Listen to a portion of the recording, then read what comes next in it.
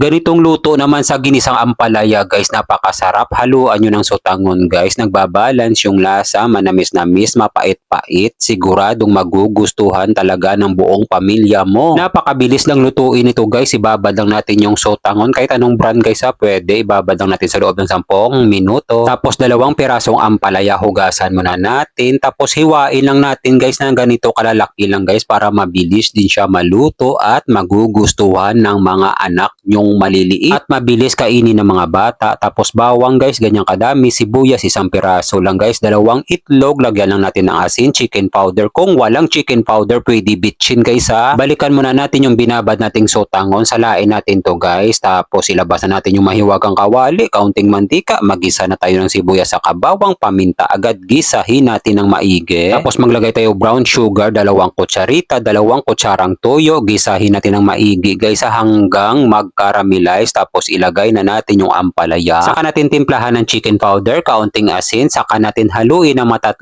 beses. Lulutuin natin yan sa loob ng 3 minuto. Maraming salamat nga pala sa ating mga followers sa palagi nyong panonood. Ingat po kayo palagi dyan kung saang lugar man kayo. Tapos ilagay na natin yung sotangon. Haluin na natin ng 3 beses. Saka natin ilagay yung binating itlog. Pag nailagay na natin yung itlog, wag muna natin haluin. Lutuin muna natin sa loob ng 3 minuto para mamuo yung itlog guys. Pagkalipas ng 3 minuto guys, haluin na natin yung ganyang pagkaluto guys. So, yung namuo na yung itlog, nako guys, napaka-aesthetic naman talaga ang niluto natin ng ginisang ampalaya na may sotangon. Napakasarap niyan guys. Saka natin tikman guys, kampiyon ang lasa. Shoutout nga pala sa ating mga kababayang OFW sa palagi nyong panonood. Maraming salamat. Ingat po kayo palagi dyan kung saang bansa man kayo. God, maraming salamat po sa biyaya na binibigay nyo sa araw-araw. I-bless nyo po yung food na magiging silbing lakas sa katawan namin. Amen. Kain tayo guys, kain Pinas.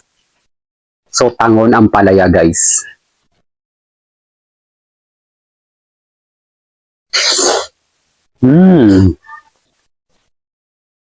Sarap ng guys.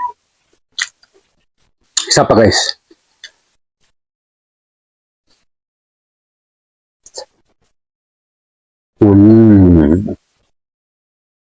Perfect sila magka-partner. Yung atake ng lasa niya guys, mapait-pait siya ng kaunti. Tapos manamis-namis dahil naglagay tayo ng kaunting asukal. Napakamalasa niya guys. Perfect sila magka-partner. Ampalaya sa kasutangon. Try nyo to guys, napakasarap. Hindi kayo magsisisi. Kampiyon!